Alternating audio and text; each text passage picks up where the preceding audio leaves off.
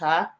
Today we have in the studio all the way from the ancient city of Benin, Professor Esohe Omoregbe from the University of Benin. So she's here to discuss about the vitality of the Edo language in a complex multilingual society. Thank you, Ma. I hope you can hear me this time. You can hear me? Okay. So like what we discussed in our previous video, we're going to continue from there. The vitality of the Edo language in a complex multilingual society. You know, we are living in a globalized world right now. So according to the United Nations, 2 indigenous languages are dying every month. So how can we preserve the Edo language in this complex society that we are living? I hope you can hear me. Yes. Yeah. Yeah. It is very true that indigenous languages are dying, and it is very pathetic. The vitality of a language is measured by the degree and extent to which the owners of the language use it at home and outside the home, including the diaspora. So the higher the degree, the longer, the stronger, and the better the language. But if the language is not being put to use, the language is on its way to extinction. So the present state of Edo language is in that direction. Edo language is not being used elaborately. So it is presently greatly endangered. Mm. Mm. We know that Edo is in a multilingual setting. Mm. It's in the midst of other languages. But that should not be an excuse to its gradually going into extinction. Edo is supposed to be the main language of the environment. And so the owners of the language have the responsibility to sustain the language, no matter the competition. Yeah, like what I said earlier, that this Edo language might be competing with the dominant language, which is the English language. So some parents prefer to speak the dominant language with their children at home, because when you look at the structure of our world today, success is often attached to the dominant language. The more you speak the English language, the more people respect you in the society, because that is just the mindset. So that is why some parents prefer to speak the dominant language that will lead their children to what is defined as a success. You know, we are looking at some root causes from what you have just pointed out. We are looking at some root causes of the low vitality of the present state of the low vitality of the Edo language. And the main root cause we are talking about here is the negative attitude of the Edo people towards their own language. And the main people here that we are talking about are the Edo parents, because the home front is actually to blame in this endangerment problem. The child is first introduced to the home and the parents have the responsibility to bring up the children in the language of the home. If they fail in their responsibilities, we have a problem on our hands. So the negative attitude of the parents is mainly caused by their outright ignorance about language generally. Why do I say that?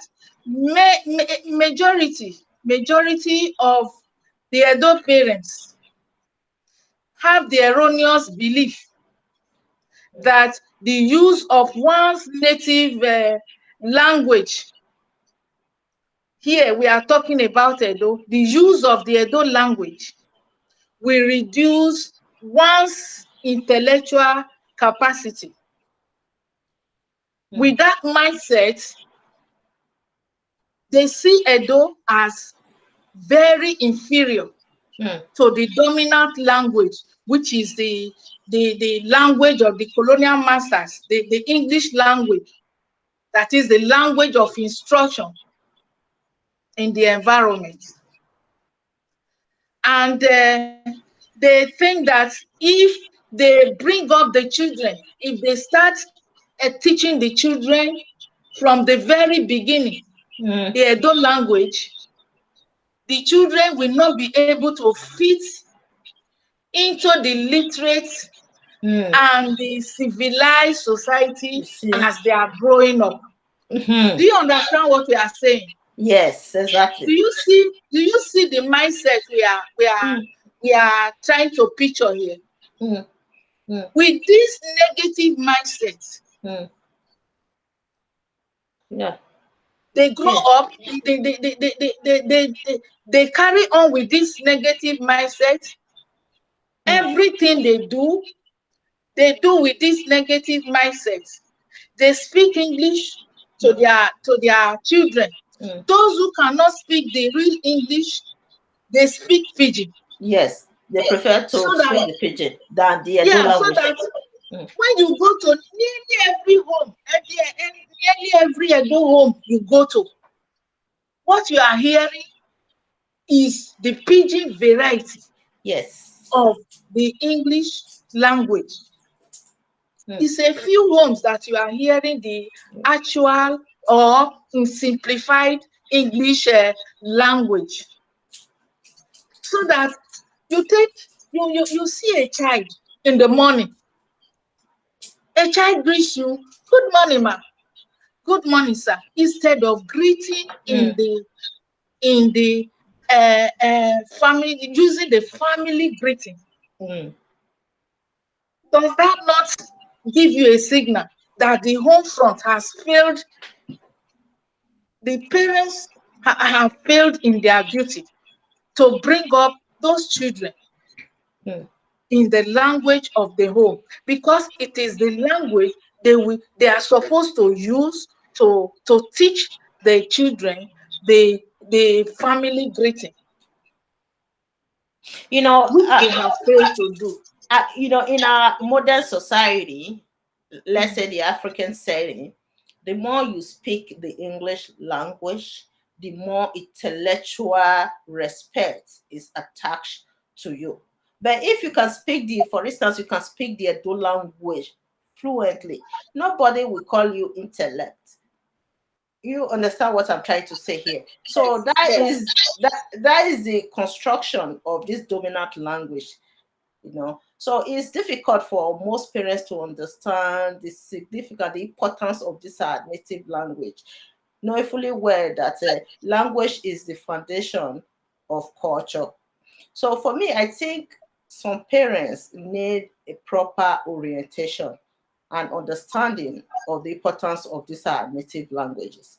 Otherwise, we'll wake up one day not having a native language anymore. I don't know where we are going. What will be the prospects of our Edo language if we continue like this? First, we have to find a way to overcome this outright ignorance about language generally. You know, I just said something about ignorance about language.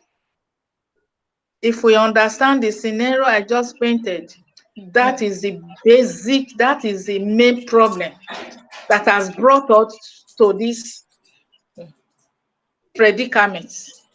You understand? So the first and in fact, the most important thing is for us to break or to overcome, find a way to overcome that outright ignorance. And one way of doing it is to see ourselves as Edo people of the ancient Benin kingdom, a kingdom that is respected all over the world. You know, a kingdom that occupies a very unique place in the world map. You understand me? We have to first recognize ourselves as Edo people that have one unique language called Edo and not English or Pidgin English. So if we accept that, that is the beginning of our solving the problem. okay, ma, I have this important question for you. Given that you are teaching at Linguistic Studies, Department of Linguistic Studies at the University of Benin, so what is your experience there? What is your experience with the students? How determined are the students to learn this Edo language? You know, we have the Department of Linguistic Studies. It's a 3-in-1 department. How do I mean? We have the pure linguistic section, and we have two subsections. One combined honors. We have the combined Edo linguistic section, and we have the Igbo combined Igbo linguistic section. So the question you are asking is actually on the combined Edo linguistic section. Okay. So I mean the interest of the students. Yeah, that's what. That's why I'm coming to that. I just try to make you understand that the linguistic studies is not all about Edo. In case anybody wants to come to the department, it's a 3-in-1 department. The Edo component was introduced in 1986, and a lot of people have graduated from that department. And from the very beginning, people have been very enthusiastic studying that language. How do I mean? They combine Edo with pure linguistics. From the beginning, we have turned in very renowned graduates, because one of the requirements before now was that whoever was coming as a student must have a good command of the Edo language. You understand that? So we had students who really had the interest to study that language for the first few years, and many of such people are occupying very key places at home and in the diaspora presently. But after the first few years, we had problem.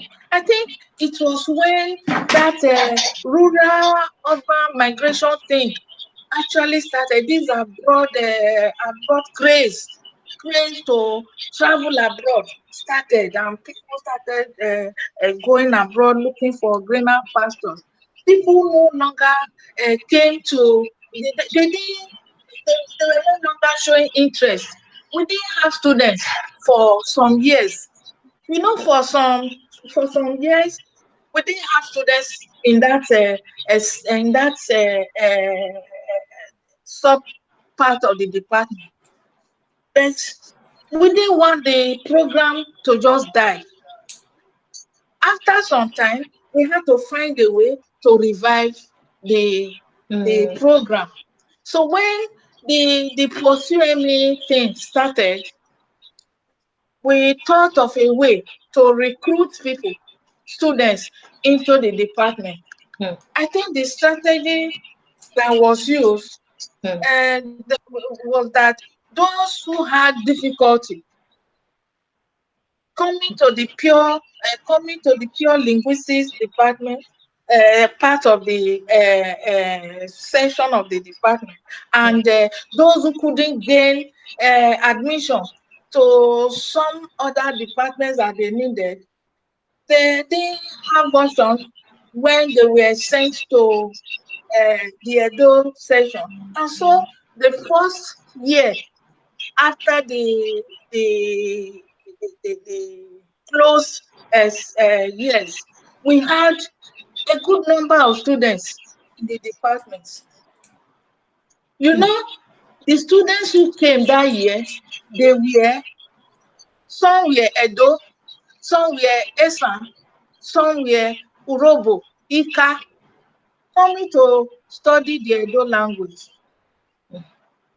mm, We had many students in that department. Some were not very enthusiastic, mm, especially the real Edo people. But it will interest you to know that some of those who really had interest, even though they didn't originally apply to read Edo, mm. they were non-Edo people. And some of them graduated with very good classes. Can you imagine? So So, since that time, we have sustained that method of recruiting students into this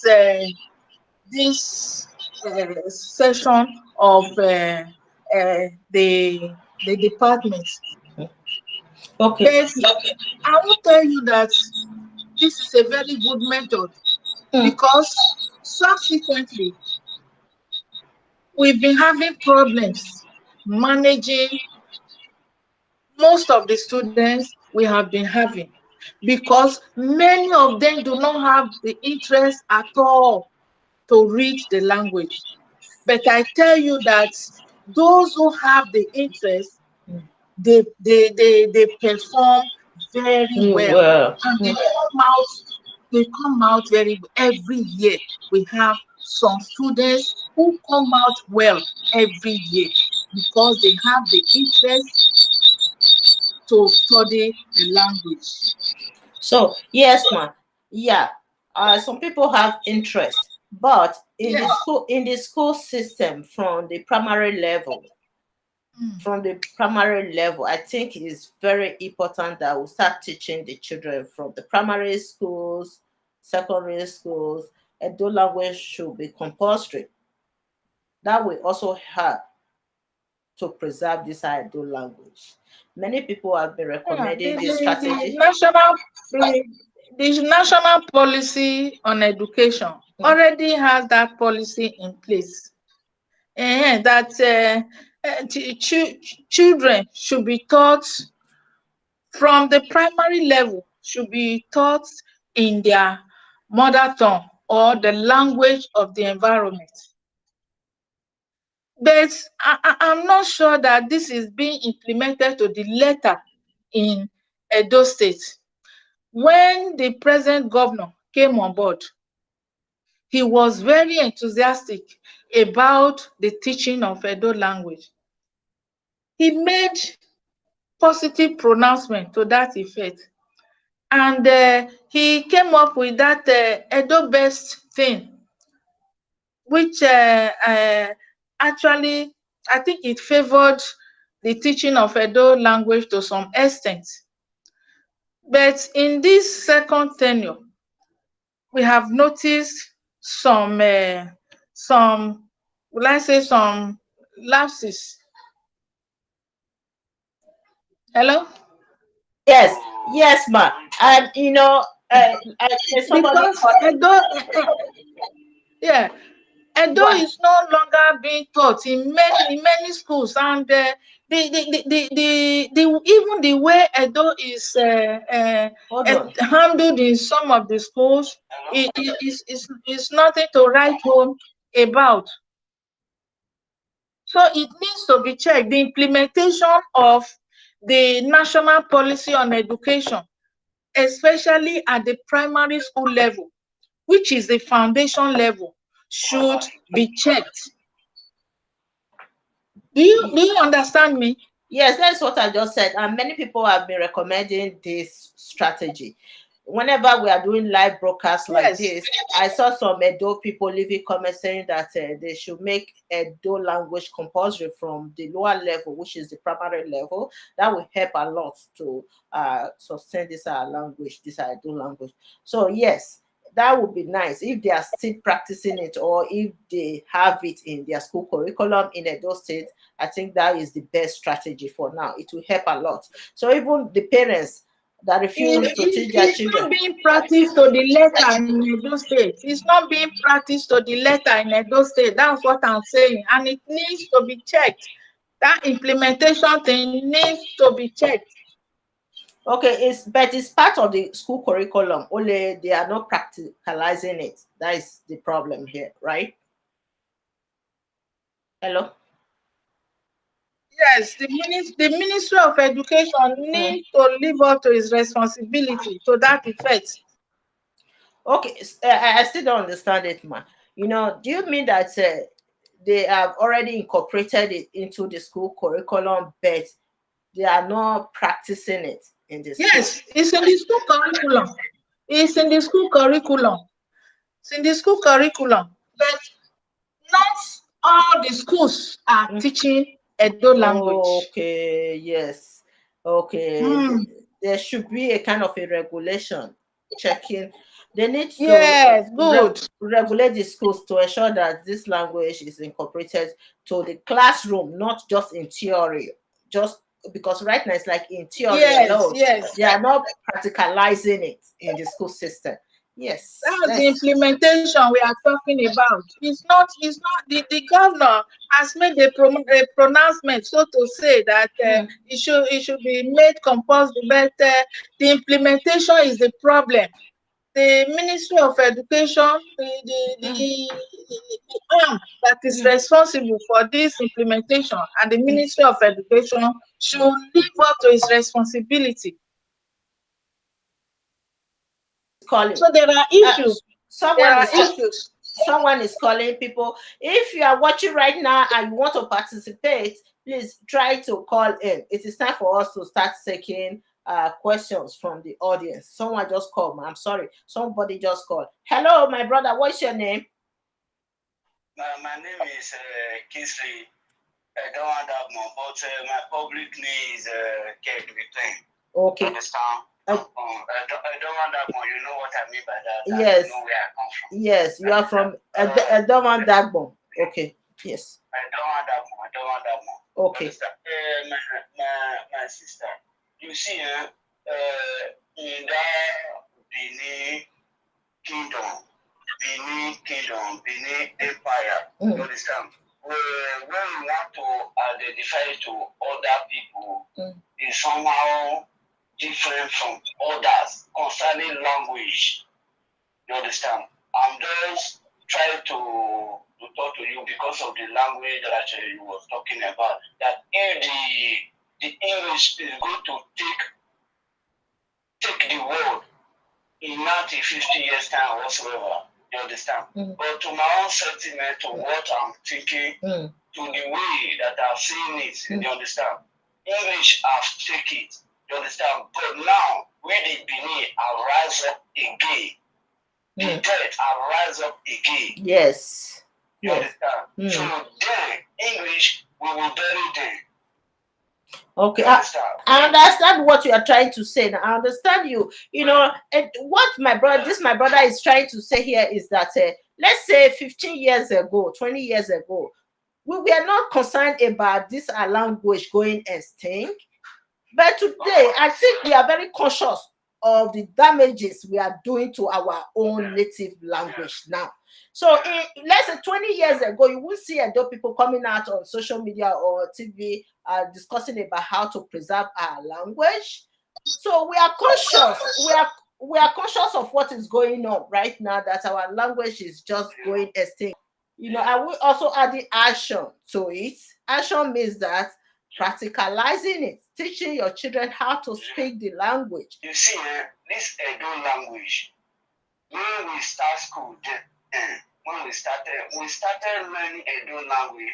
My last Edo language when we was in primary 1, primary 2, primary 3, then to primary 6. After primary 6, then all what we are speaking is English.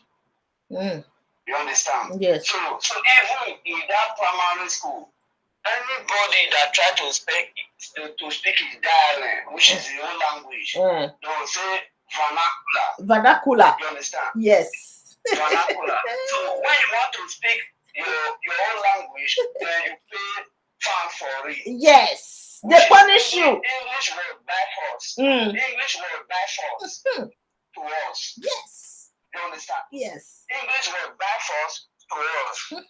But I was someone that grew up in midst of my elders. That is, when I say elder, not just senior, that is my forefathers. Yes, your grandparents. About the Benin, how where we are coming from, you understand, and where we are going. Yes. You understand? So that is it. But our Oba of Benin, it turned the British that came. They turned them to come and teach us a language for we to be understanding ourselves easily. But we the Benin's, you understand, not only Edo, but Edo, yes. Edo and Benin is different. Yes. Okay. You know what? Let me quickly explain to Professor Omoregbe. Let me explain. I don't think she can hear you properly. Let me explain to her. Okay. So, hello, ma. I'm hearing. Okay. You heard that, right? Yeah. Okay. So what he say here is that those days when we were growing up, that is so true. I even include these statements on my book, in my book, I mean. So, when we are growing up, we are being punished for speaking our native languages in school. That's very true. No vernacular. No vernacular at that time. You cannot speak. And if you speak vernacular, you'll be punished. That was a colonial mentality at that time. So I included it in my book. If you read my book towards the end, like chapter 18 or something, I included it's no longer so. So like that, if children are being punished in school for speaking their native language, and today we are complaining that our language is going extinct. What is that? Who are the teachers in the school? Are they not Edo people? Are they not the native, the indigenous people themselves that are punishing their children for speaking their own native languages? Hey, and today we are here complaining. UN is telling us that our indigenous languages are dying every month. 2 languages are dying every month. While we are complaining, of which we are the same people that are oppressing our own languages. We punish students, young children at school for speaking their own native languages. But even if they were told not to speak their languages for the few hours they spend in school, and when they go back, couldn't they have gone back to their languages, their vernacular at home? I don't see that as, for me, I don't see that as anything that would have contributed too much to this endangerment thing. I'm just thinking aloud. Just thinking aloud. I So, understand that. mm, You know that school.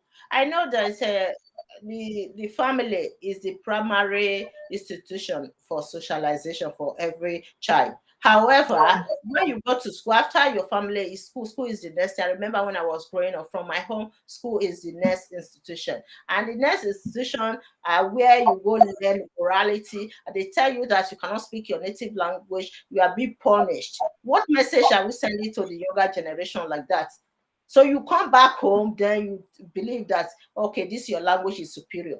If really your language is superior, you should not be punished for speaking it. So that is another thing. We have to think about the damages we have done to our own native languages all over the whole world. We should not be yes, complaining because we contributed. The Europeans, they brought their languages, the alien languages to us, and we contributed to enhance alien languages. We contributed because when I was in school, a white woman or a white man didn't teach me as a teacher, was not my teacher, but it was the same indigenous people that told me that I cannot speak my own native tongue in the classroom. So I was being punished.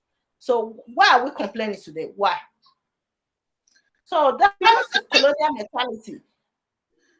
that's what I said earlier. I said the one of the major roots, Yes. in fact, the major root cause of our problem is our negative attitude towards the language.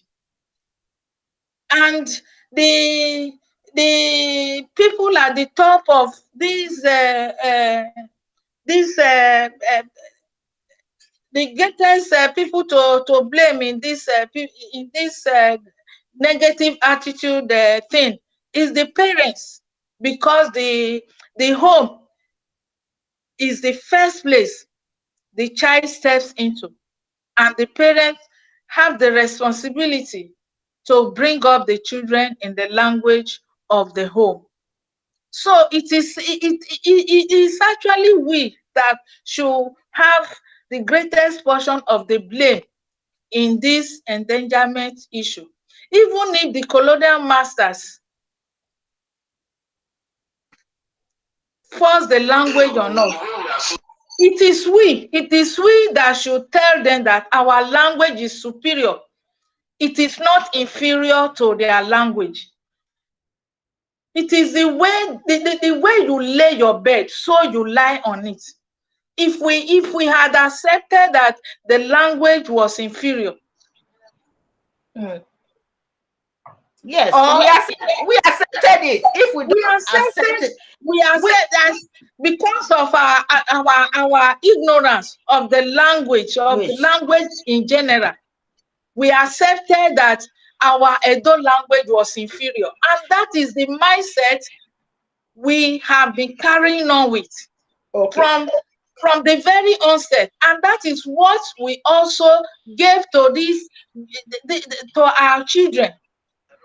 Yes, But yes, yes, we have yes. come to the realization Okay. that we Mm, need to save our language. mm. You understand? We have Yes, made terrible mistakes, yes, yes, and we yes, need to save our language. Let's not think about the past. We have made mistakes, terrible mistakes in the past. Now, what do we do to right the wrong? yes, That is ma. the question we are asking. And Yes, that is that is why we are saying everybody yes, must ma. come together.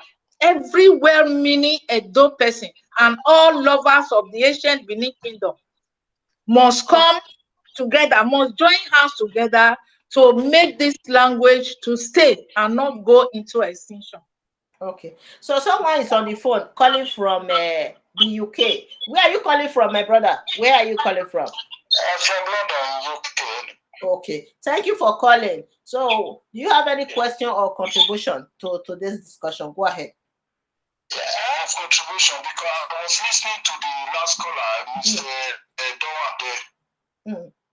who was complaining about being penalized speaking his own language in school. Yeah, we all went through the same system. It was like that. But the truth still remains that all of us that speak Benin today fluently, we all learned it from home because we are all living in a very large family then. You understand? So, oh, sorry. Oh, someone else just called in. Hello? good evening. Good evening. So, are you watching our program? Yes, I'm online, so I'm watching your program. I want to contribute. Thank you. You are calling from Nigeria, right? Yeah, I'm calling from Benin, Edo State. Okay, thank you for calling. And I think you are a parent, right? I can see a child's picture here. I hope you are also speaking the Edo language to your children at home. Well, we are trying, but it's not that easy. It's not easy as how. You cannot speak. Are you from Edo? Can you speak? Obiado here. Obiado Pataki. My name is Omoregbe. What's the name is Edo Mawawa? What is it? I want to contribute. I have some questions for that professor, and I want to make my own contribution. My contribution goes like this. According to the last scholar, when we were in school, we were taught our language were vernacular. Our language, we were being flogged in school. Like in my school, the parents we were being flogged in school for speaking our tongue, our language. That was one. And we'll get to our home. We'll get to our parents as our parents our parents were not able to speak English. They want to learn and teach us English too. And if you go to work in place of public place, I don't think that professor there, I don't think she can speak in Benin. I don't think so. And if you go to offices in Benin today, you speak your dialect, they look you inferior, they look you and say, hello? Hello? Yeah, we can hear you. Go ahead. If you speak our dialect in Benin today, our language, that Benin language, the people around you will look you inferior, will look you and say you are not normal, you are a lesser human being. So I know we did something wrong that is very bad. I don't like it. I speak Benin very well. When I go with my parents, we speak with my children. I don't think they are not that good in speaking Benin. I do try. But what I'm saying is that this is a general problem. That professor talking there, I don't think our children can speak Benin. Because to Benin, if you speak Benin to a Benin man, he will underrate you. No, one thing I think you are missing one point here. You are missing one big point here. Speaking Edo language will not stop you from also learning how to speak the English language. We have the brain. I remember a few years ago in school that we discussed about how the brain can retain many languages. Madam, listen, you are right. You are very, very good. Yeah, I can speak English. Now I can speak English. Listen, if you go to Ibadan, if you go to Plus, if you go to anywhere, I'm married from Enugu. If you go to Enugu, they teach them mathematics in primary school, Igbo language. I work in Yoruba land. They teach the primary school to them, first thing with Yoruba. In everything they teach you with Yoruba, but in Edo State, in where I came from, they teach you everything 1 + 1. 1 + 1. In Yoruba, yeah. If you know Yoruba student, I cannot write Yoruba. They cannot write write Yoruba. But in our case, it's different. We were taught, I'm using myself as a case study. We were taught in our primary schools that Edo language is inferior. Well, when I went to the western part of the world, I'm married from Enugu. When I went to the western part of Nigeria, Yoruba land, and then I learned that Yoruba came first before English. And then when I went to the Igbo part, if you bring an Igbo boy to Benin to learn market or trade, the first language you speak is Igbo. He came to Benin and learn English. But if you go a Benin young boy, the first thing he learn is English before he do language. So you know what I'm calling. I don't want you to narrow it to be our parents. Our parents check. if I come from school, daddy, they flog me for not speaking Benin class. But tomorrow, my father will not want me to make that same mistake. He won't want the son to be flogged. He will not be teaching me English at all. That's where the problem comes from. Yes. It came from our teacher, our principal, our headmaster. When you go to school, they'll flog you, they'll collect money from you sometimes at that time. They'll say you pay coins for speaking your vernacular language. And our language is going to come first. I said now today, I'm working in Yoruba land today. The children just speak Yoruba first before English. If they are teaching English in their school, they will tell them, first of all, if you don't understand, the teacher will now go back and explain with Yoruba language. And that was setting there is different. That's what I'm calling. Oh, thank you. Thank you for this contribution. Thank you, my brother. Let's quickly discuss about this. Let me answer another call. Just listen to what I'm going to say. If you are watching the show right now, I'm going to elaborate on your suggestion. Okay? Thank you. Hello? Hello? Yes, hold on, please. I want to say something. Hold on, please. Hold on. I just want to elaborate on what our brother just said, the one that called from Edo, because it says something that for me I think is very important. Hello, Professor Omoregbe, can you hear me? Yes, I'm here. You heard that? What our brother from Edo State just said? I didn't understand him. I only heard him accusing that my children don't speak Edo. He said because it's just the popular norm in Edo State right now that most parents don't speak the Edo language with their children. So that's a fact we have established. Yes. So he's saying that in the school system, people are being punished. Children are being punished in the school for speaking vernacular, that is the native language. Unlike other parts of Nigeria, like the eastern part, he just mentioned that, in the Yoruba land as well, that the Yoruba language is the first language before they start teaching English. But in Edo State, it's different, that people are being punished. Children are being punished in the school system for speaking vernacular. So when they come back home, their parents would like to speak the English language to them so that they will not be punished in school for speaking vernacular. So what do you think? Can we blame? Who are we going to blame here? Is it a fact that children are still being punished? The children are still being punished in school as it was in those days for speaking their native languages. We have to find out, we have to do some fact finding. And if that is the case, something can be done about that.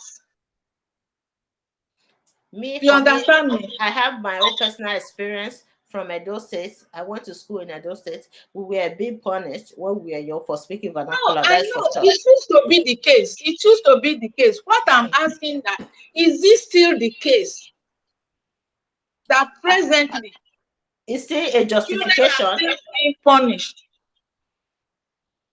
You know that the foundation of the school system in those states was about this vernacular.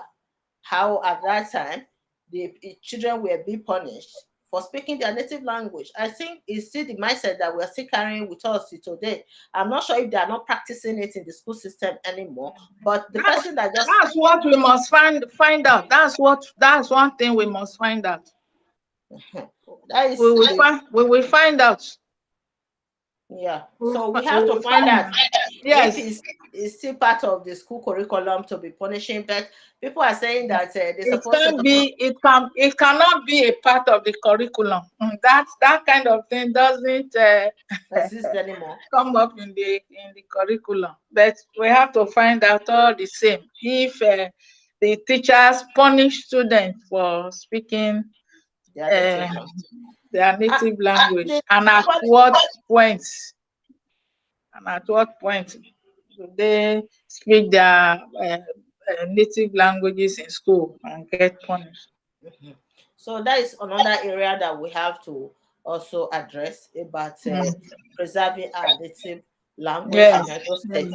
We have to address that area thoroughly, because when children go to school, they believe that is one institution where after your family, the second institution is the school system, where you go learn morality.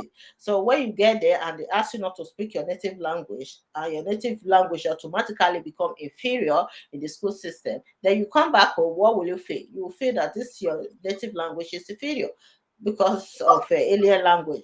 So that is another thing that we have to address. It's very, very critical. So another thing again, that this guy was saying that in other states in Nigeria, if you go to the northern region, people write, they can write with their native languages. The Yoruba people, I was wondering a few weeks ago when I saw some Yoruba people writing with their native language. I was saying, oh, in Edo State, it's very difficult for us to write with, even me, I'm sitting here, I cannot write with our Edo language like that. I cannot write. So, because we were not raised to understand, or we were not raised in the school system whereby they teach us how to really write in Edo language. So that is another thing. We have to also address that area, that children should be taught how to write, not only speak the language, how to write the Edo language properly. We know our language is a little bit difficult. The Edo language is a little bit difficult, yes, to write. Please, yeah. let me address these very important aspects you have just mentioned. Some, speech comes before writing. Yes, they have to be taught how to speak the language before writing. Speaking the language differs from writing the language. Edo has to be, the written form of Edo differs from its spoken form. And so what we have on our hand is a case of different writing systems all over the place. That is a very serious issue that we are trying to address presently in the department. The Edo lecturers in the Department of Linguistic Studies recently came together because of that problem of different writing systems we have observed all over the place. You can take up 20 different Edo books, and what you see are different forms of writing the same alphabet, the same sound. And they put these books in the market for people to read, and the people get confused as to what is actually the right thing. Yes. So what you are saying in fact is that the children, those who are being taught Edo, they are not being taught the right thing. Even if they want to be taught how to write, they need to be taught the right form of writing. Are you following what I'm saying? Yes, exactly. Yes. So that they won't mislead them. So that they won't mislead them. Some days ago, we had a seminar on Edo Abidi. What we are actually talking about is the Edo Abidi. There is a lot of controversy concerning the letters of the Edo Abidi. Some are saying it's 24. Some are saying it's 30. Some are saying 26, which is the same as English. What many people have done is to impose the 26 letters of the English alphabet on the Edo and convert them to the Edo writings, and they are teaching the children they are teaching what they have converted to from English to Edo, which is very wrong. So we found out this, and for some time we've been trying to educate the people. We have 39 letters of the Edo the Edo orthography actually has 39 letters. Consequently, we have 39 sounds Mm. in the Edo sound system. Mm. Do you understand? And we have every word, every letter has a corresponding sound, or every sound has a corresponding letter. Sometimes the letter and the sound may not be the same. You So know, they need to, whoever is going to teach the Edo language, the writing, whoever is going to teach how to write Edo must be specially trained, must understand the Edo Abidi, properly. must Yes. understand the sound system of the Edo. Mm. Otherwise, such a person will be teaching the wrong thing. Mm. So what I'm advising as a specialist, an Edo language specialist, is that those who are presently teaching Edo, we have turned out students who are present language teachers. Some of them are not even being employed. What we have, if you go out there, some people who are teaching Edo language, they did not go through formal training. Yes, and they are teaching Edo language. Exactly. I've seen a lot. Yeah. Some say because they just know how to speak the Edo language, they employ them to teach the language. Somebody will just come up, I've written a book on Edo language without any formal training. And when you look at the book from primary 1 to 6, you see a lot of errors. A lot of errors. They will not give it to, they will not give the boost to those who are well trained in language to even edit for them. We are not saying people should not write. Everybody can write, but you must know the right thing to do before you can put them into writing, so that you don't mislead those who are going to use those materials. Exactly. So what we are saying now is that those who are teaching the Edo language should, as a matter of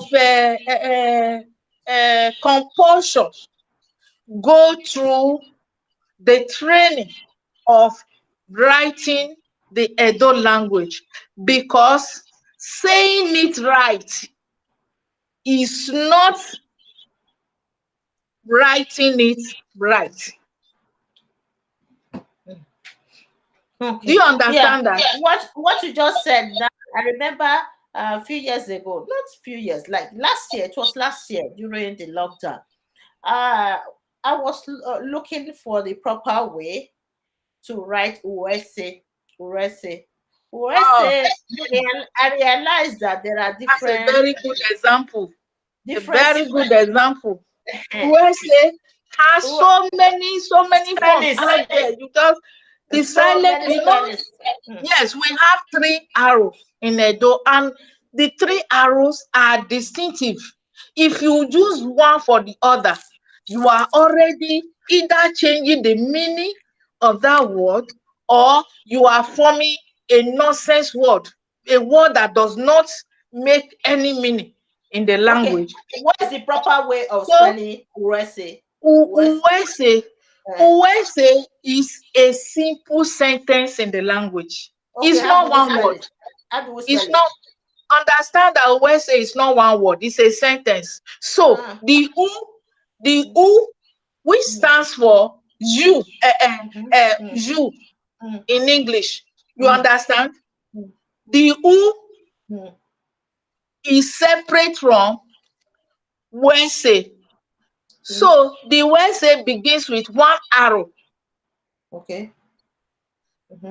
Followed by U. You.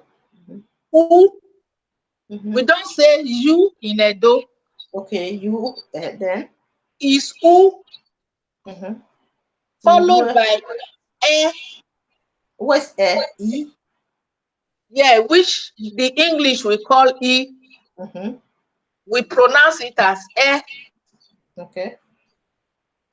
Then followed by C, which the Englishman we use as S. Okay. Then followed by A, which is E in English. Okay, the U, we have a apostrophe on top. You know, normally when you have only one word. It doesn't have any apostrophe, please. Okay. When say is arrow, you can call it A with a dot. It becomes A. That dot under the A makes it to be pronounced as E. You understand?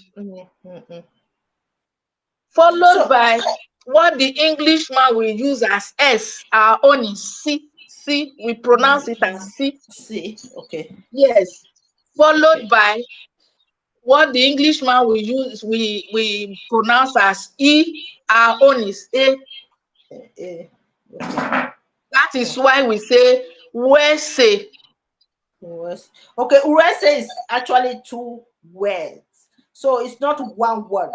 So it's two instead. So it's two words. U, U, Rese. Yes. So U, then space, then R, U, E, S, E. Yes. So it's okay. It's like a Wese. sentence. You know, some people will write that arrow as arrow H, which is wrong. Arrow H, arrow H is a different variety of arrow, which is in a word like era. You understand? That arrow H is in a word like era.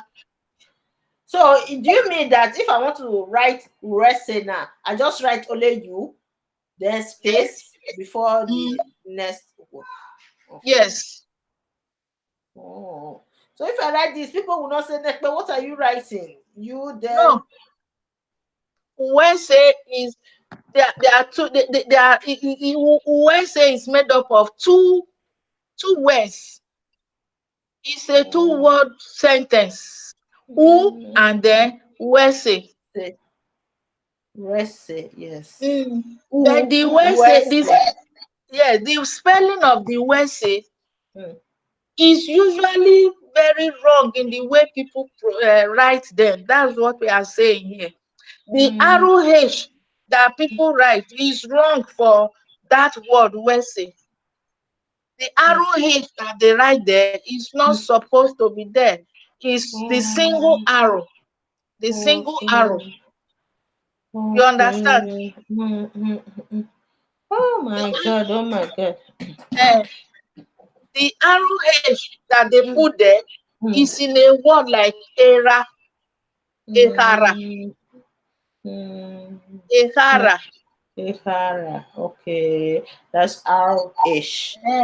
So the arrow in Wese is almost silent. It's not supposed to be very heard in pronunciation. Oh, let me quickly talk to this brother calling from the UK. Hello, bros. Go ahead. No. Hello. No, my name is Mary. Am I calling the wrong person? No.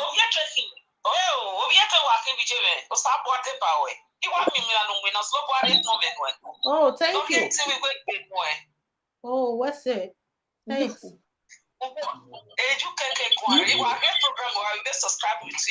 Oh, thank you, my sister. Call. God will reward you with your family. He won't like him in a while. He won't like it because any piano react church in here. If you Yoruba, as the Yoruba, but we Benin, we are not speak Benin, and we grow up with Benicity. Now slow body, but you want like him in wow. Slow no reacting, no we are no your generation here receive the good thing or no do now slow no deeper way. So what's your thank you. I appreciate that. Thank you. Yeah. Hey, I call you to live in the man because even I said so. Because because one primary two, you know what you do for the school. They even they can also learn me a lot of Benin people. They are not speaking. They cannot write properly. They cannot read properly because in your mind and here made the foundation. I think you understand. Even you understand the mean? Yes, yes, I can hear you. I can hear you. So a foundation all made because my hair bowa, you know what? Bowa, when you una bowa ye bube, my to me go. That is Benin. Because see my beauty from that beginning where English is a language, but British rather do it to do that language to us. But now everywhere no region Benin City, even those schools, they'll say my children don't know how to speak Benin. But what type of English the near say I gonna come? It's not a real proper English. Was so tell Yoruba sister, in Yoruba was the language away. I know. Was so terrible. Was so terrible language away. They are focused. Was so terrible language away. But we Benin, we are still our rubbish English normal money and more than British. In Nigeria. Malaysia, British, we have to destroy Nigeria, we have to destroy Benin City. But we have to build our career. Not that we had that day. All you say, every day, me, I go with the quarry, me, was no one on paper, was no way I pray no every day. Oh, thank you, my sister. What's your time? What's it? What's like you where you play the where the mother back go. Where you like where you will know. But for me, I'm a Benin. I'm from Ronigbe. So Ronigbe mahi. So ime like me new. Ime wa leru no e utawo bi oslobo no ye ti ko je no right to know that way. Anything no really boji. Oslobo ke akpa kase we. We can really show oslobo ke ari we alawo da o fi ara mi wa be to salopo a wo mi pe wo mi to bo mi mu. What's your turn? More after the show, I'll start giving more awareness to parents. Thank God that we are all conscious of the damages that we have done to our language by ourselves in the past. So I think many other people are very conscious of what is going on right now. All of us, we cannot just be discussing it here. It's like in theory alone. We have to practicalize it by teaching our children how to speak our native languages. So before we end the program today, Ma, I want you to also give advice to adult citizens, both in the diaspora and at home. Please, before I do that, I told you that we have a very big problem on our hands. The endangerment of Edo language. And that we have found out that it is the negative attitude of the Edo people that have caused this endangerment, greatly contributed to this endangerment. And I've also said that we have come together to right the wrong. The advice I want to actually give is for the Edo people to forget about what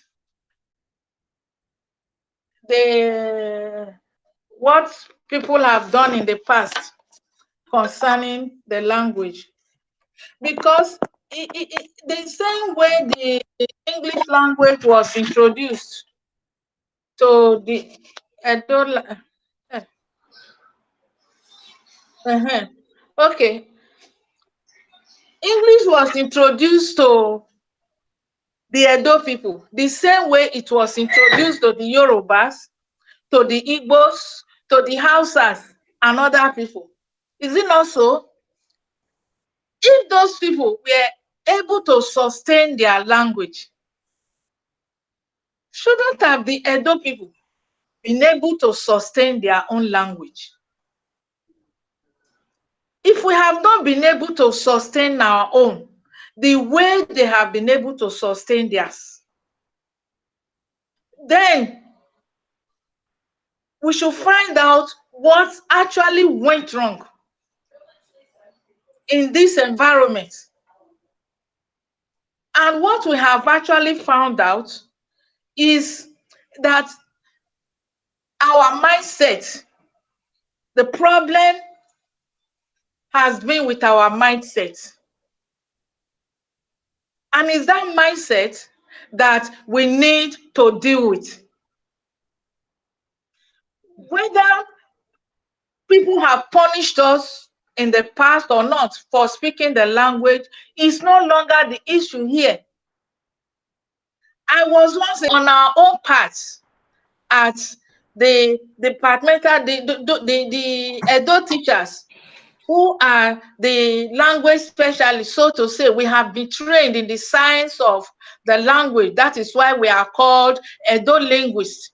We want to work with those who have not had this formal training of the science of the language, and we are calling on those who are interested to work with us. And what do we need to do? First and foremost, we need to harmonize the Edo writing system.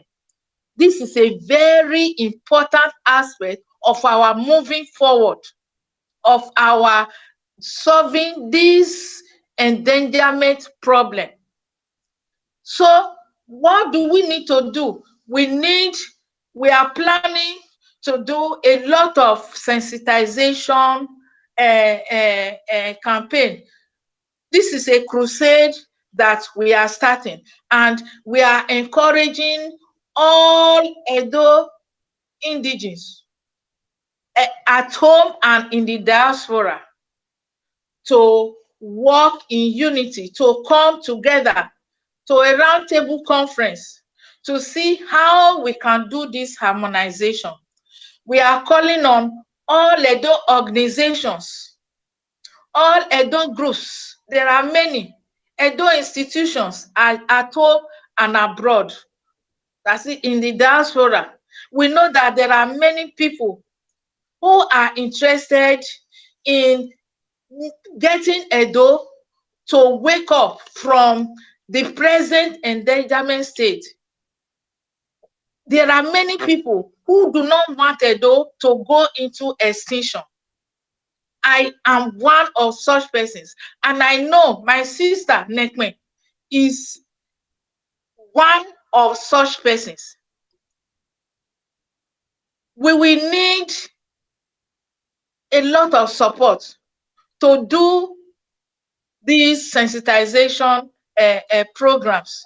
We need to do seminars to give our people, to teach our people the correct ABD, the correct sound, the correct Edo sound system, so that within a short time, everyone will be aware that Edo has 39 letters of the Edo, there are 39 letters of the Edo alphabet.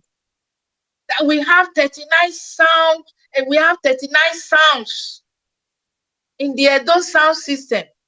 These are all we need to write, everything we need to write Edo correctly, so that whatever we put out there will be correct, and our people will be able to write the correct thing in Edo. Whatever materials we put out there will be the correct materials for people to read and write. And then all those who teach Edo should come to these seminars and workshops that we are about carrying out. It is a very, very serious thing. Yes. So go out there and see all sorts of writings about the Edo language. Okay. Yes, Edo is being made jest of. Edo is too important a language to be made a jest. It's not proper. It's not good. You know, yes, ma'am. You know, given that you are teaching at University of Benin, at least there is the major source of this Edo language. If people really are interested to learn the language, is there any website where people can access? There are some resources out there that we can share with the Edo citizens. We are not talking about only diaspora at this time. We are talking about those citizens worldwide, both those who are at home, because right now at home, you know that some parents don't speak the Edo language with their children. So that is why we are just making it globally. So is there any websites that we can access some resources? And how can we get some books? Some books to put our children at home. The first thing is the ABD. We want people to have a good knowledge, the correct knowledge of the ABD. We've just done that, but our website is almost is just in preparation. It will soon be ready. But I just forwarded the. We can use a blog. We can also use a blog. We don't pay money for blogs. Yes, I forwarded the ABD to your. I forwarded it to your. The seminar on ABD. I forwarded it to your WhatsApp. Okay. You can help us share that. But our website is just in preparation. Okay. Yes. So we need more resources coming from the university directly. We don't want to be accessing some people who don't even know the Edo language, who have never attended any school in Edo language before, teaching us the Edo language. Then they distort the language, they distort it for us. Like the word say that you just explained now. I never knew. People were confused. Some people will use the H, arrow H. Some people will use H. Some people will use W. So we want to learn the Edo language in a proper way, correct way, directly from the university. So I have my brother all the way from UK here on the telephone. Hello, sir. Go ahead, sir. Hello. Hello. Yes. First of all, I want to thank you very much for the work you are doing. It's very commending. Thank you. What I was saying on the onset was regarding that the man, my brother, that said he was being, people were being penalized, which was true. We all grew up in the same system. But the truth of the matter still remains that all of us that know how to speak Benin fluently, like we believe now, learned it or learned it from home, from our homes, from our different homes. Because if you look at the way the system is set up, you have to learn that language from your parents. That's not just your parents, from your community. But when you go into school setting, it's quite different. Because if you want to do it professionally, then you go ahead. But the language itself has to be learned from home. That is the basic truth. And I've lived in the UK for years now.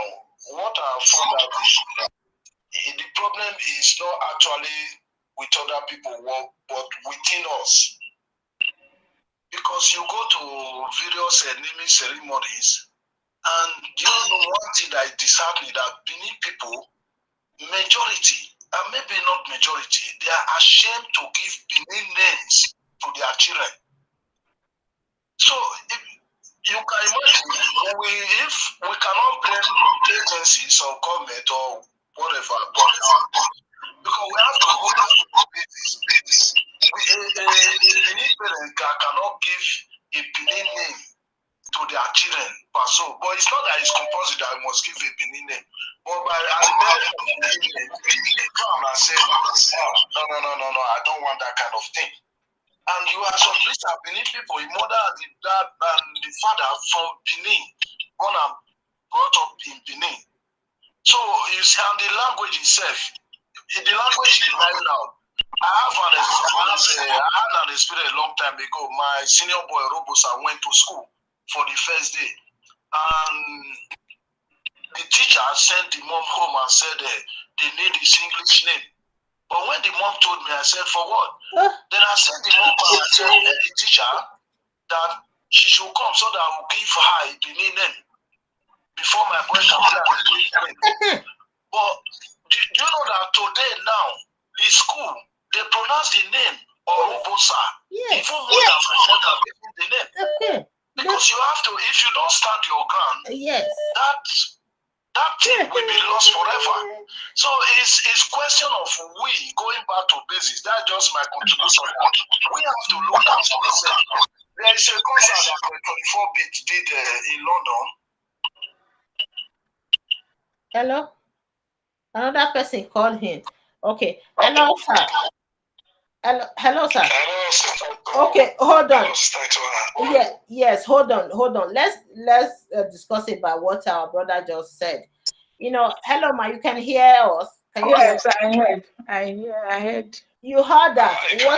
What he just said? Yes, I heard what our brother just said, that they sent his child from school saying that he has no English or whatever name. Yes. So yes. I don't understand where a school teacher or any school in the Western world will be demanding for English name. That's what I said earlier. As you lay your bed, so you lie on it. Is the way if they say your language is inferior, you stand your ground and say it is not inferior. It is what you do, the step you take that they will follow. Is it not so? So he stood his ground and said he was not changing. He was not changing that name, and he won. And today, what is the case? They learned how to pronounce that name even more than him that gave the child the name, and they admire that name. That is the way we should go. And that is what I'm proposing for the Edo language, the solution to the present problem of the Edo language. Exactly. When I came to this country, I decided I have this middle English name that I don't like. Not that I don't like it, I like it better. I just want to bear the Edo name, my native name. I don't know why. So many professors were having problem pronouncing my name when I was teachers, all of them, they were having problem pronouncing my name. But some of them will even skip my name. They will say, I know you means that, she just want to skip that name by saying I know you. But that my name, nobody, no matter what, nobody can tell me to change my name because some people cannot pronounce it. You have to learn how to. The same thing. We learn how to pronounce the English names. The same thing as those who are not from Edo State. You should also learn how to pronounce our names. Yes. We should not always give in. Yes. So, hello, my brother, go ahead. I know that you have something to say about today's discussion. We are discussing about the Edo language, the vitality of the Edo language in a multilingual society. We are living in a globalized world right now. Yeah, thank you, Sister Basuke.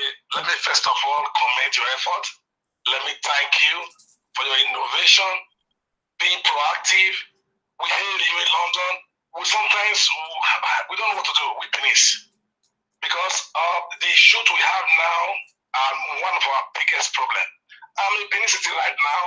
I'm in just 2 minutes from the palace. 2 minutes from the palace. You see people in Benin here, they don't even want to speak the Benin language to you. People in Benin. Oh my God. This is taboo. I have traveled for 33 years.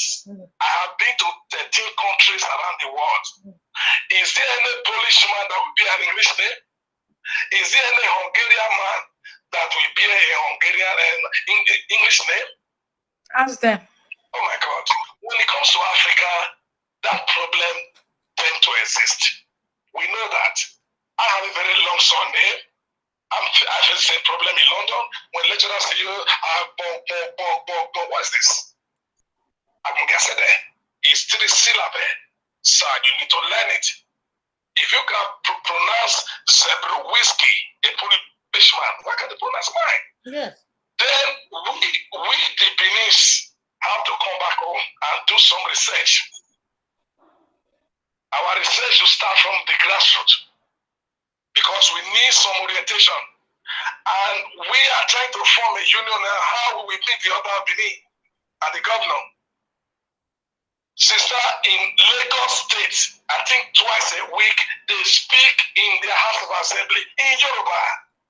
You see? My uncle got an admission in University of Lagos. He was turned down because they speak Yoruba to him as he bounced into the room and he could not reply. He's not in America. Liberty must be listening to me now in America. In Nigeria, we don't call it racism. Come to Benin City. There is no office you will go, you see a Benin person. They will not speak Benin. They will be speaking their language inside your own Benin City. Oh my God. Where are we heading to? Yeah. We need to advocate this. We need to advocate this. We need to bring it out properly. We should not be ashamed of it. It's not racism. Yes. Some people may say, hey, Benin has 40 different ethnic groups. Fine. Yes. We know, but this is Benin we are talking about. Okay. We cannot allow this language to die off. Please. Hello, Ma. Can you see us? Okay. Hello, Ma. Let us fight on. Okay. Fight on. Please help us. Help us. Okay. We are fighting tooth and nail to make sure this beautiful dialect, our names remain the same. All my children in Western world bear my Benin name. I gave them Benin name. So I don't care whatever they want to say, they can say it. Thank you for your contribution. Thank you so much. I think we are having technical glitch here. So yeah, thank you. Okay. The network is, in Nigeria, connecting with people from Nigeria is not that very easy. We're even lucky that we had her on the program for a long time, like this, more than an hour. So yes, we are doing our best here to give people awareness about the importance of our native languages. This is not just about only the Edo language. Indigenous languages are dying. According to the United Nations, 2 indigenous languages are dying every month. It is supposed to be a wake-up call to all indigenous people across the globe. Okay, and our Edo language is close to extinction. If we don't take a drastic measure right now to address this issue, in 20 years from now, we might be sitting here, don't even have language anymore. So that is what we are trying to do here, giving awareness to parents, because the family is the primary institution for socialization.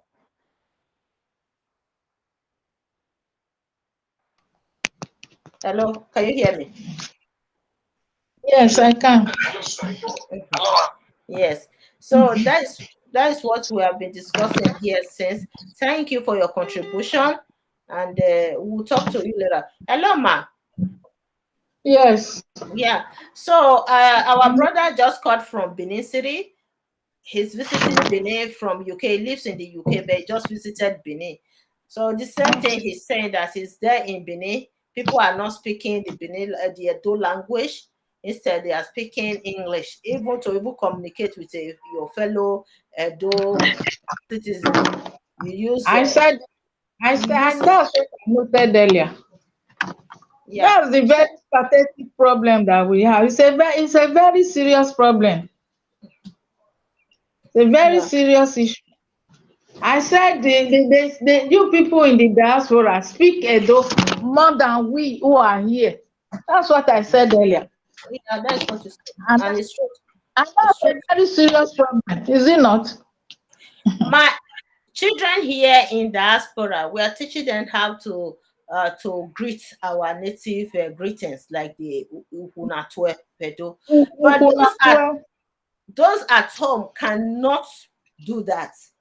So Ah, even though we are living in a very complex society here in the West, whereby the dominant language is thriving over we are immigrants, we are minority here in the West, but we are still trying our best to enlighten our children, teach them how to speak the native languages. But those at home are not trying at all. They are not doing they anything are to not preserve the trying. language. They are not trying, and that is why we are very concerned. That is why we are not happy about the state of the language. It is going into extinction very fast. Hmm. We are greatly bothered. You know, this issue of Uhu.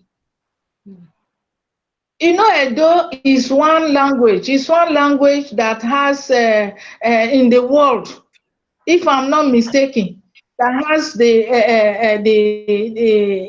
family greeting, Hmm. We have that unique different. family greeting Hmm. all over the world. If for that reason, can't the Edo people preserve their language? They, That they thing, should see that language as a unique language. yes, it makes Every us. every every family has a unique type of Hmm. greeting. La, Written. latose, laweze, Hmm. and every child should be able to grow up knowing that, knowing his or her own family greeting. But what we have presently is not the case.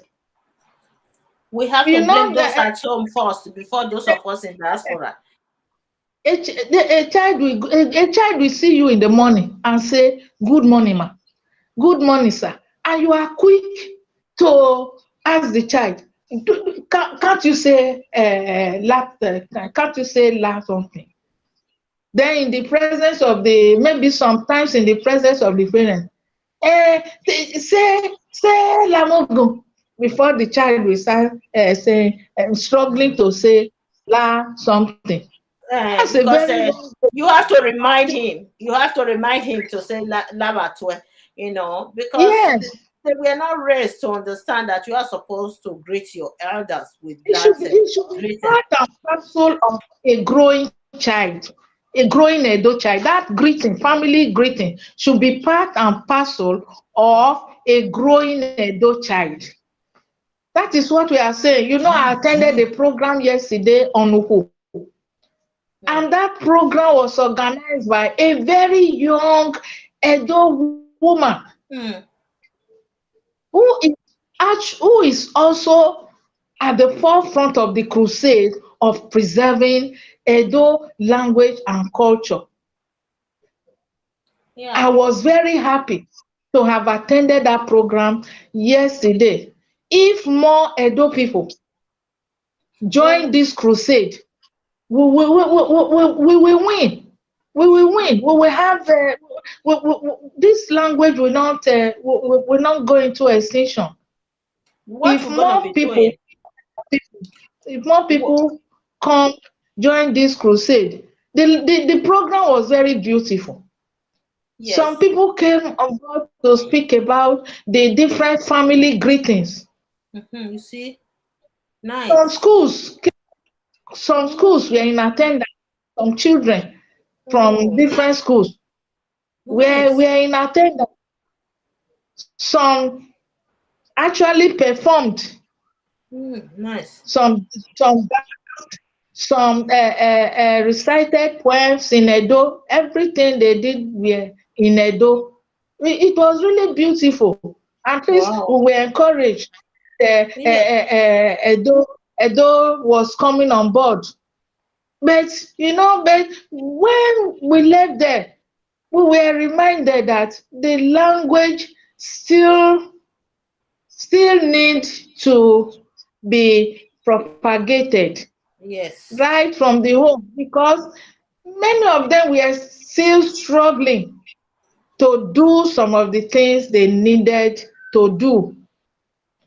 What I'm So planning to what do, we're ma, what I'm mm, planning to do with the Nebo TV, because when you look at the yes, foundation of this program, I started with the Edo, the Benin history.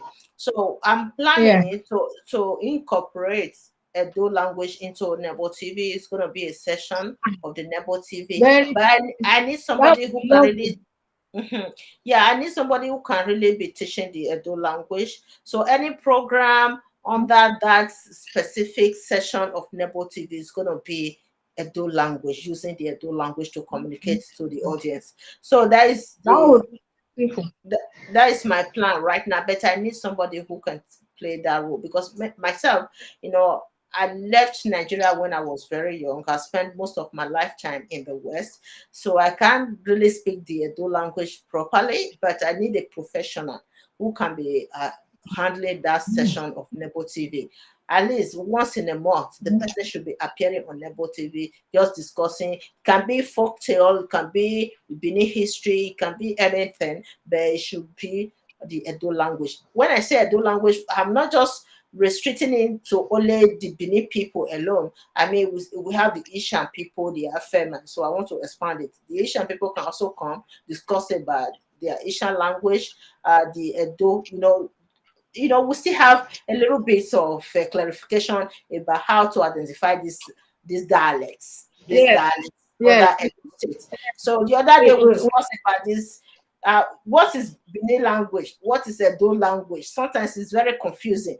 Those who are not from Edo State, they refer to us as speaking the Benin language.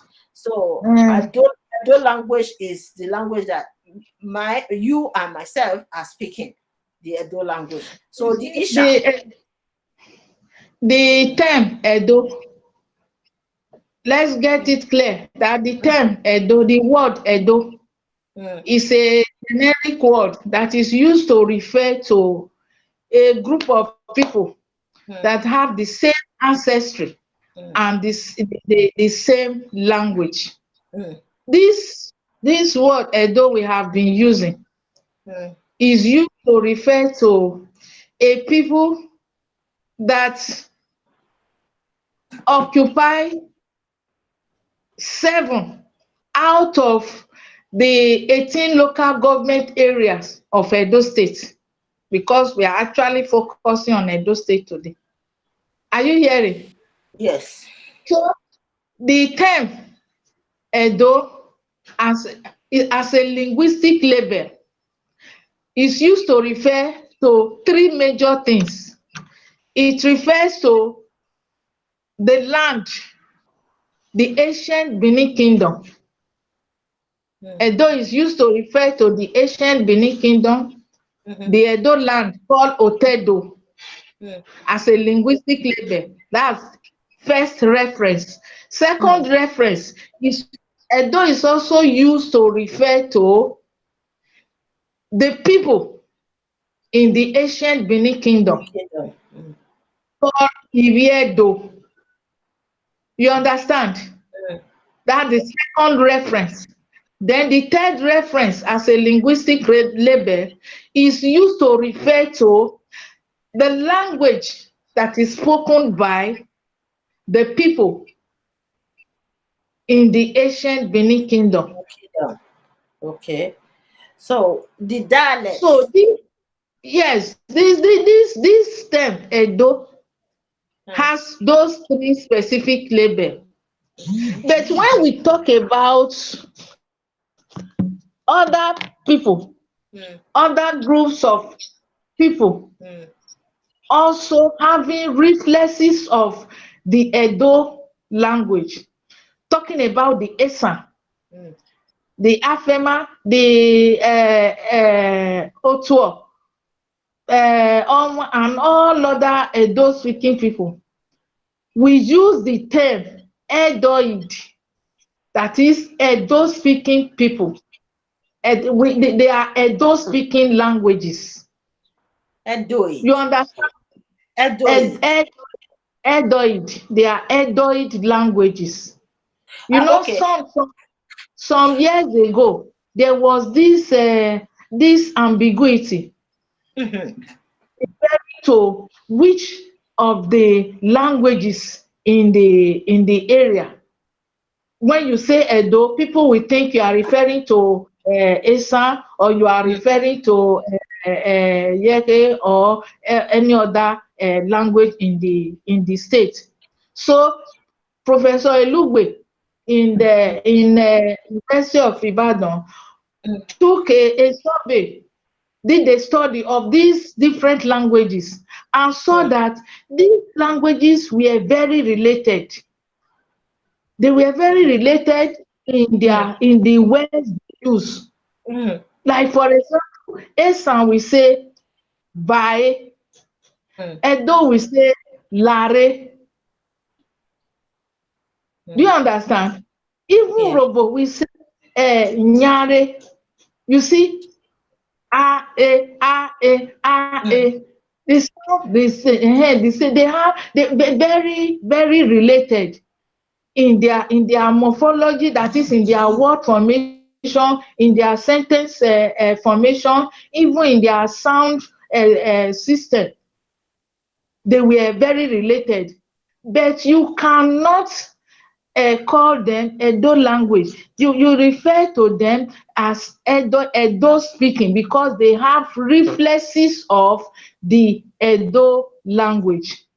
They have a common ancestor, which is the Proto-Edo. You may not understand all these things. So some years ago, the kingdom of Benin was actually called Ile Ibinu. It was referred to as Ile Ibinu, land of vexation. But that was the Obaewedo now changed it to Ibinu. When the Portuguese came, they modified it to Benin, Benin.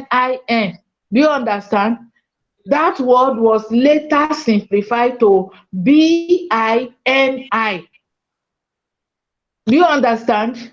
That's what many people are used to. Benin language. But in 2006, our late over by radio made the pronouncement that the language should no longer be referred to as Bini. It should be referred to as Edo language.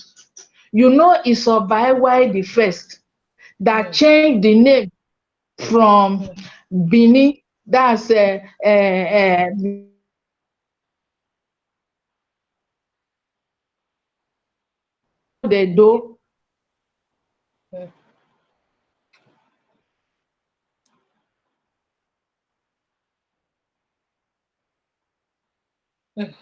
So I think we have to end this program now. Next time we'll continue with this discussion. Like what I just said, I'm gonna incorporate a Edo language program on Nebo TV. So I will look for somebody that will be dealing with that aspect of Nebo TV. I need a professional, someone who can really speak the Edo language properly. Sometimes we can also invite Edo language teachers to the program. So any program that has to do with the Edo language, can be folktale, it can be anything, the Benin history. So it's going to be based on this program that I'm about to implement under the Nebo TV. So it's not going to be frequent, maybe once in a week or twice in a week, but I need a professional, someone who is a professional, who went to school to study the Edo language. We don't want someone that will come and distort the Edo language or the history for us. That is why I'm looking for a professional to take care of that aspect of Nebo TV. So that is the end of today's program. Thank you all for watching. If today is your first time of watching our program, please don't forget to subscribe to our YouTube channel and also like our page on Facebook. All right. Thank you all for those that participated, especially those that called in. Thank you all and God bless. Have a wonderful weekend. Everybody that participated today, thank you all. And